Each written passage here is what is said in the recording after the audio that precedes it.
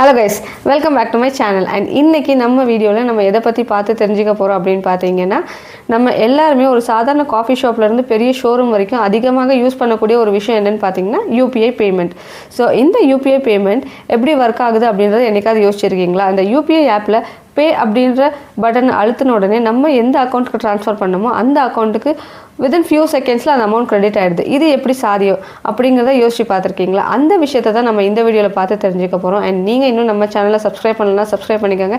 அப்போ தான் இந்த மாதிரி இன்ட்ரெஸ்டிங்கான இன்ஃபர்மேஷனை ரொம்பவே ஈஸியாக நம்ம தெரிஞ்சுக்கலாம். அண்ட் வாங்க இப்போ வீடியோக்குள்ளே போய் இந்த யூபிஐ டெக்னாலஜி எப்படி ஒர்க் ஆகுது அப்படின்றத கற்றுக்கலாம்.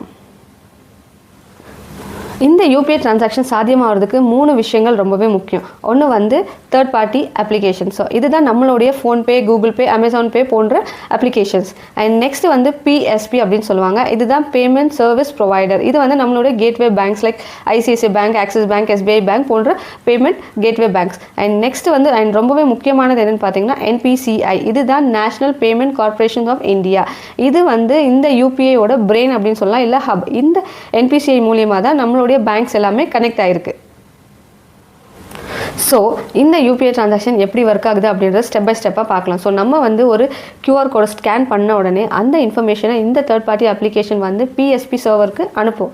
அண்ட் அங்கே அந்த பிஎஸ்பி சர்வர் வந்து இந்த இன்ஃபர்மேஷனை கலெக்ட் பண்ணி என்பிசிஐக்கு அனுப்பும். என்பிசிஐ தான் யார் அனுப்புறது, யாருக்கு அனுப்பப்படுது அப்படின்றத டிசைட் பண்ணும். ஸோ ஒன்ஸ் இந்த என்பிசிஎலுக்கு இந்த இன்ஃபர்மேஷன் போனோடனே இந்த என்பிசிஎல் நம்மளுடைய பேங்க் அக்கௌண்ட்டுக்கு காண்டாக்ட் பண்ணி அங்கே வந்து நம்மளுடைய பின் அண்ட் பேங்க் பேலன்ஸ் வேலிடேட் செய்யப்படும். சஃபிஷியன்ட் பேலன்ஸ் இருக்கா அண்ட் பின் கரெக்டாக இருக்கா அப்படின்றத நம்மளுடைய பேங்க் அக்கௌண்ட் வேலிடேட் பண்ணி அதுக்கப்புறம் அந்த இன்ஃபர்மேஷன் வந்து இந்த என்பிசிஐக்கு அனுப்பப்படும். ஸோ இந்த என்பிசிஐக்கு இந்த இன்ஃபர்மேஷன் வந்த உடனே என்பிசிஐ வந்து நம்மளுடைய அக்கௌண்ட்லேருந்து அந்த அமௌண்ட்டை டெபிட் பண்ணி அண்ட் நம்மளுடைய பெனிஃபிஷியரி அக்கௌண்ட்டுக்கு இமீடியட்டாக கிரெடிட் செய்யப்படும்.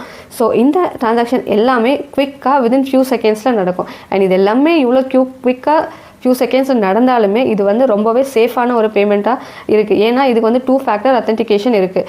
இது வந்து இந்த தேர்ட் பார்ட்டி அப்ளிகேஷன்ஸ் வந்து நம்மளுடைய பின்னையோ சேவ் பண்ணி வச்சுருக்காது. இது வந்து என்கிரிப்ட் ஆகிடும். ஸோ நம்ம பின் என்ட்ரு ஆனோடனே அந்த பின் வந்து என்கிரிப்ட் ஆகிருக்கும். அதனால இது ரொம்பவே சேஃப். அண்ட் அது மட்டும் இல்லாமல் இந்த டெக்னாலஜியில் டோக்கனைசேஷன் அப்படின்ற டெக்னாலஜி யூஸ் பண்ணுறதுனால நம்மளுடைய பேங்க் இன்ஃபர்மேஷன் யாருக்குமே ஷேர் செய்யப்படாது.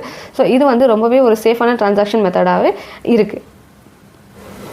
ஸோ இந்த யூபிஐ டிரான்சாக்ஷன்ஸ் ரியல் டைமாக இருக்குது அப்படின்னு சொன்னீங்க இல்லைங்களா? ஸோ இது வந்து ஒரு நாளைக்கு மில்லியன்ஸ் ஆஃப் யூசர்ஸ் வந்து ரியல் டைமாக ட்ரான்சாக்ட் பண்ணிட்டு இருக்காங்க. ஆனால் இந்த மில்லியன்ஸ் ஆஃப் யூசர்ஸோட ட்ரான்சாக்ஷனை பேங்க் டு பேங்க் பண்ணுறது வந்து ரொம்பவே கஷ்டம். ஸோ இது எப்படி ஒர்க் ஆகுது அப்படின்னு பார்த்தீங்கன்னா, இங்கே தான் என்பிசிஐயோட இம்பார்ட்டன்ட் ரோல் இருக்குது. ஸோ என்பிசிஐ வந்து ஒரு சென்ட்ரல் ஹப் அப்படின்னு சொல்லியிருந்தேன் இல்லைங்களா? ஸோ இது வந்து ஒரு டிராஃபிக் கண்ட்ரோலர் மாதிரி